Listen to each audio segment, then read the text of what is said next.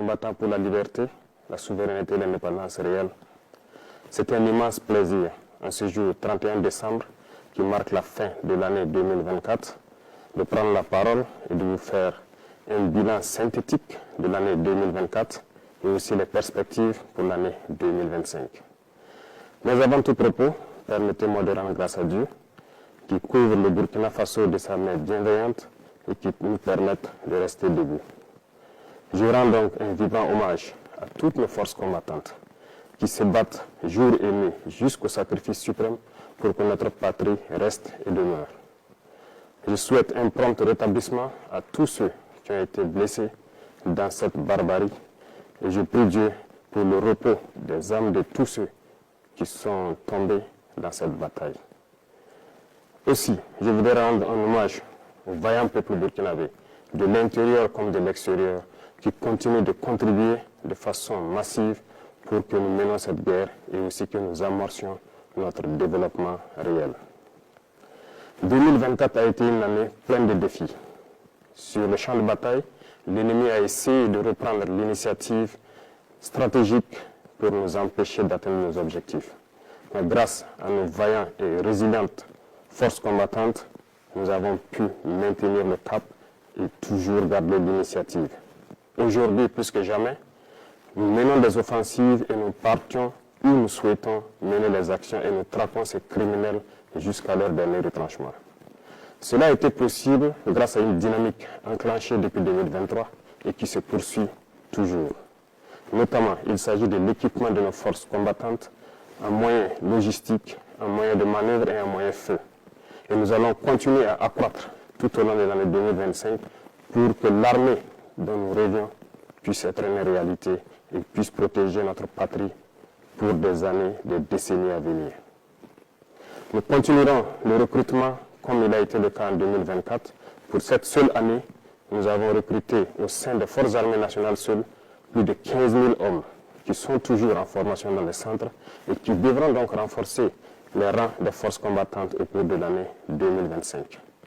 Nous poursuivrons également la formation de manière intensive en collaboration avec tous les amis de Burkina Faso pour que nous puissions avoir l'armée que nous souhaitons. Sur le volet de maillage du territoire, plusieurs unités ont vu le jour avec une armée qui est la Brigade spéciale d'intervention rapide et nous continuerons de renforcer la capacité de toutes les armées pour faire face à la menace actuelle et les menaces à venir. Dans ce sens, il y aura la création au cours de l'année 2025 d'au moins 5 bataillons d'intervention rapide qui seront placés donc dans des zones stratégiques et aussi au niveau de l'armée de terre, nous verrons la création d'un groupement expéditionnaire Sahel. Tout cela dans l'objectif de pouvoir densifier le champ de bataille et de reconquérir la totalité de notre territoire. Au niveau des forces de sécurité, le réajustement va se poursuivre de manière stratégique et nous souhaitons que ces forces puissent s'adapter de manière intelligente et avec une grande flexibilité à la reconquête du territoire pour pouvoir combler les interstices et les couloirs qui pourront servir donc à ces criminels pour s'infiltrer. Nous poursuivrons donc les efforts avec l'accompagnement du peuple pour mettre à niveau toutes nos forces combattantes et pouvoir mailler et reconquérir l'intégralité de notre territoire. Et pour ce faire, les infrastructures routières sont très importantes pour accompagner la reconquête du territoire. Au cours de l'année 2024, plusieurs projets ont vu le jour, notamment en matière de construction de routes tant dans nos villes que dans nos campagnes. Dans ce sens également, il a été créé l'initiative Faso Mabou, qui devra donc à terme pouvoir doter chaque région d'une brigade de construction de routes. Déjà, les équipements pour les premières brigades sont en route et dans quelques jours, elles pourront être opérationnelles et devront commencer à agir pour le bonheur donc de nos forces combattantes pour leur mobilité sur les champs de bataille et aussi doter certaines zones qui depuis là n'ont pas de route, de bonnes routes pour qu'ils puissent communiquer. Qui parle de route, parle aussi d'écoulement de nos produits.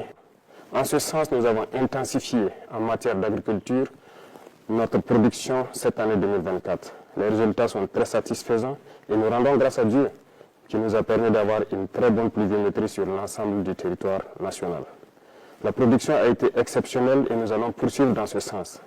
Plusieurs spéculations ont été introduites, des spéculations de rente, telles que le cacao, le café, l'avocat, le blé, bien d'autres, qui devront permettre de pouvoir stopper plus ou moins les importations au Burkina Faso et aussi de transformer ces matières et de revendre à l'extérieur pour faire entrer des devises dans notre pays.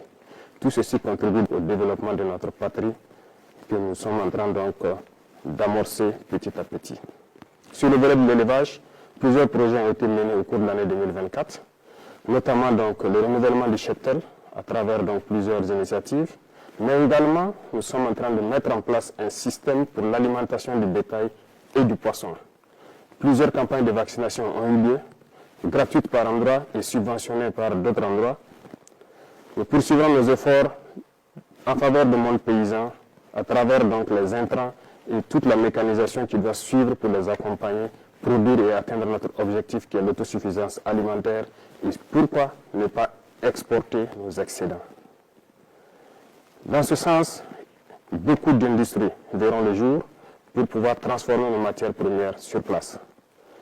2024 a été une année où nous avons pu inaugurer quelques usines dans ce sens, mais beaucoup d'autres usines sont à inaugurer en 2025. Certaines dont vous avez assisté à la pose de la première pierre, mais d'autres également dont la pose de la première pierre n'a pas fait l'objet de communication. Et nous continuerons dans ce sens pour pouvoir transformer nos matières premières sur place pour le bonheur des Burkinabés et exporter ce qui est transformé sur place. C'est dans ce sens que nous pourrons donc faire tourner notre économie à l'intérieur et éviter les importations de l'alimentation au profit de nos populations. Sur le volet de l'économie, beaucoup d'efforts ont été faits et c'est le lieu pour moi de féliciter tous les acteurs qui ont permis donc au Burkina Faso de toujours garder la tête haute face à l'adversité. Nous poursuivrons donc notre effort dans ce sens et beaucoup de fonds ont été réajustés pour pouvoir prendre en compte donc les aspirations de la jeunesse. Dernièrement, l'Agence nationale donc pour la finance inclusive a été créée et l'objectif est de pouvoir octroyer des prêts aux jeunes et de pouvoir suivre leurs activités. Le ministère de la Jeunesse a été instruit de créer des cellules qui vont suivre donc les projets que les jeunes vont porter et qui pourront donc être financés à travers ces instances que nous avons créées. Au cours du premier trimestre de l'année 2025, nous allons tout faire pour accélérer la mise en place de ces cellules parce qu'il ne s'agit pas juste de donner un prêt à un jeune et de le laisser à lui-même. Nous voulons donner le prêt et suivre l'exécution du projet pour lequel il a pris le prêt pour que ça lui profite et que ça profite à d'autres Burkinabés et créer de l'emploi. Nous allons poursuivre les efforts dans le sens donc de l'économie et du commerce pour que notre jeunesse puisse s'épanouir pleinement avec les ressources de leur pays. Dans le domaine des mines, nous avons repris la main sur nos ressources naturelles. Les métaux comme l'or, l'argent, le cuivre et j'en passe doivent être exploités par les Burkinabés. Et nous sommes en train de découvrir petit à petit l'expertise nationale qui permet d'exploiter ces ressources sur place pour le bonheur donc, du peuple burkinabé. Ainsi, nous encourageons les semi-mécanisés et très bientôt, des mines industrielles doivent voir le jour par des Burkinabés et pour le Burkina Faso. Et l'État met tout en œuvre pour pouvoir donc exploiter cette expertise locale au profit donc, de notre patrie.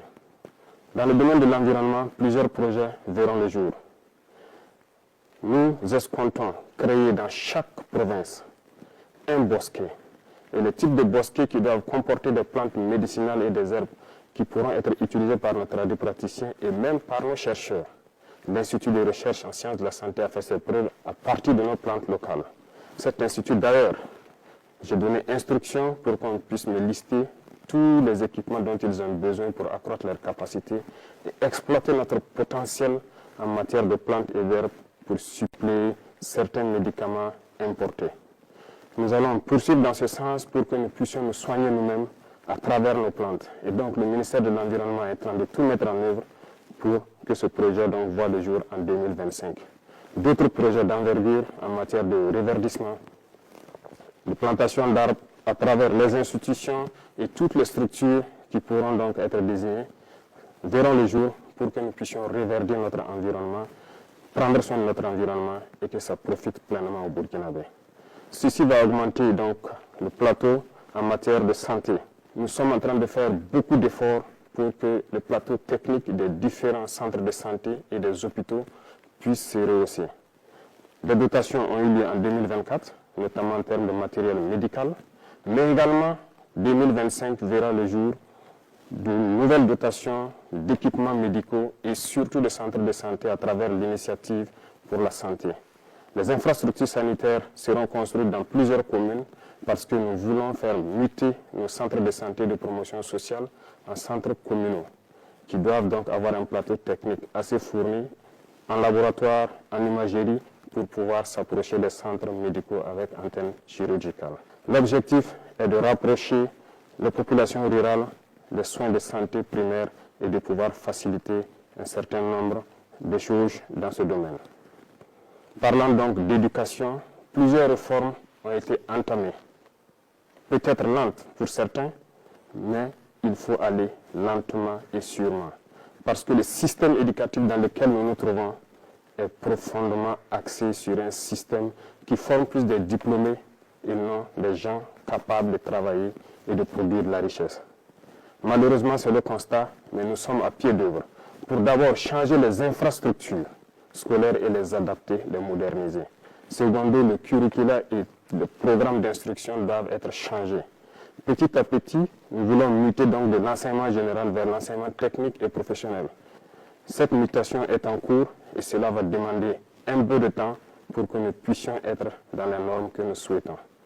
Tous les secteurs seront visités dans le domaine de l'éducation et c'est pour cela que l'initiative pour l'éducation de qualité pour tous a été créée et déjà les premières pierres des centres modernes que nous souhaitons ont été posées et les constructions vont se poursuivre tout au long donc, de l'année 2025. Camarades, dans le domaine donc, de l'administration, comme vous avez été témoin du dernier procès de détournement de fonds dans notre administration, cela montre combien notre administration n'est pas en adéquation avec les aspirations du moment. Aussi, les procédures sont obsolètes.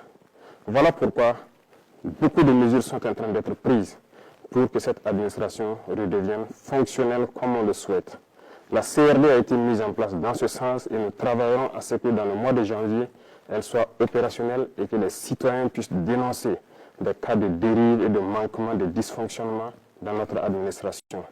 Nous poursuivrons dans cette logique pour pouvoir redresser, mais aussi inviter la digitalisation dans l'administration pour pouvoir lutter efficacement contre la corruption. Parce que tant que les procédures ne seront pas dématérialisées, les délais de traitement des dossiers seront toujours longs et la corruption va s'inviter. La fonction publique est donc instruite de changer le rythme pour pouvoir intégrer un certain nombre d'emplois pour que certaines personnes qui étaient sous contrat au sein de l'administration puissent être intégrées de manière efficace et avoir un plan de carrière. Nous poursuivrons beaucoup de réformes dans ce domaine jusqu'à ce que notre administration soit celle que le peuple souhaite. Dans le domaine de la justice, beaucoup de réformes ont déjà eu lieu et nous poursuivrons en 2025. Les tribunaux coutumiers devront voir le jour et dans ces tribunaux coutumiers, des auditeurs de justice d'un nouveau type seront donc recrutés pour animer ces tribunaux coutumiers. Cela pour prendre en compte nos valeurs endogènes de règlement des conflits pour avoir une justice réparatrice et non une justice uniquement punitive. Dans ce sens, en prenant en compte nos valeurs endogènes et en impliquant nos leaders coutumiers et religieux sur les valeurs qui sont les nôtres, nous pourrons transformer notre justice, la rapprocher du justiciable. Ces réformes vont se poursuivre tout au long de l'année 2025 et nous comptons pouvoir atteindre notre objectif avant la fin de l'année.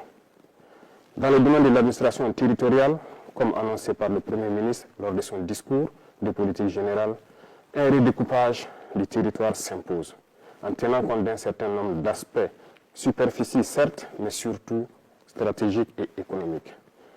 Cela sera proposé en 2025. La décentralisation, qui est aujourd'hui une très bonne chose dans le fond, mais dans la mise en œuvre se retrouve en souffrance. Une étude a été diligentée actuellement au niveau de l'ANSAL BF et du CAPES. L'étude dont les résultats sont attendus dans ces jours-ci doit nous permettre de faire un diagnostic profond du processus de décentralisation. Dans ce sens, un certain nombre de fonds ont été donc suspendus en attendant ces études pour pouvoir réarticuler et donner de nouvelles missions aux autorités donc des collectivités territoriales. Dans le domaine de l'urbanisation, au cours de l'année 2025, après une étude effectuée en 2024, il sera proposé à la population burkinabé des choix pour pouvoir redessiner nos villes. Lorsque ces choix seront présentés, nous espérons avoir une issue qui nous permettra de redéfinir nos villes et de pouvoir faire une urbanisation qui réponde aux normes actuelles. Cette dynamique va se poursuivre en 2025 et l'initiative Faso Mebo également participera à cette dynamique d'urbanisation. Dans le domaine du sport, c'est le lieu pour moi de féliciter toute la jeunesse sportive parce que 2024 a été une année sportive. Plusieurs athlètes sont donc revenus au Burkina Faso avec des médailles et ont porté haut le drapeau du Burkina Faso. Je les félicite et je les encourage à continuer dans cette dynamique pour que 2025, nous ayons encore plus de médailles et que le drapeau du Burkina Faso continue de flotter partout dans le monde. Il contribue à faire rayonner l'image du Burkina Faso à l'extérieur. Dans le domaine donc de la diplomatie, il y a cet accompagnement du milieu du sport qui est déjà là, mais nos diplomates sont donc à pied d'œuvre depuis dans les 2023 et 2024 dans une diplomatie agressive. Nous poursuivrons dans ce sens en 2025 pour que l'image du Burkina Faso qui rayonne à travers le monde puisse continuer de croître. Et à travers cela, nous sommes dans une confédération de l'Alliance des États du Sahel. Plusieurs actions sont en cours actuellement pour pouvoir structurer cette alliance et l'asseoir. Parce que c'est le début d'une union dans la souveraineté, dans la liberté totale, pour que l'Afrique puisse prendre un exemple sur cette alliance et pouvoir rayonner. L'alliance n'est pas uniquement que pour les 3 pays, l'alliance appartient à tous les Africains désireux de souveraineté, d'indépendance et de liberté totale. Nous poursuivrons notre démarche pour qu'elle soit une union forte dans tous les domaines cités, que ce soit de la diplomatie, de la défense et la sécurité et surtout du développement. Notre diplomatie rayonne et nous poursuivrons notre démarche pour qu'elle puisse encore être forte et les représentations du Burkina Faso à l'extérieur puissent prendre en compte notre diaspora et aussi prendre en compte tous les amis du Burkina Faso qui souhaitent visiter le Burkina Faso, participer au développement du Burkina Faso. C'est dans ce sens que nous serons un exemple de souveraineté, un exemple de dignité et une fierté à travers l'Afrique et à travers tout le monde entier. L'Institut des peuples noirs devra être un tremplin pour pouvoir attirer au Burkina Faso tous les Noirs du monde entier pour pouvoir se ressourcer, revoir les cultures et pouvoir apprendre de nos cultures, les moderniser pour faire développer notre patrie. Un bâtiment sera érigé donc au niveau du musée pour prendre en compte un certain nombre de choses de notre culture pour que l'Institut puisse se baser sur ces valeurs-là et enseigner au monde entier ce que c'est que le peuple noir, ce que c'est que l'Afrique. Je souhaite que 2025 soit une année donc de parfaite santé, de succès, de prospérité, de victoire pour notre peuple.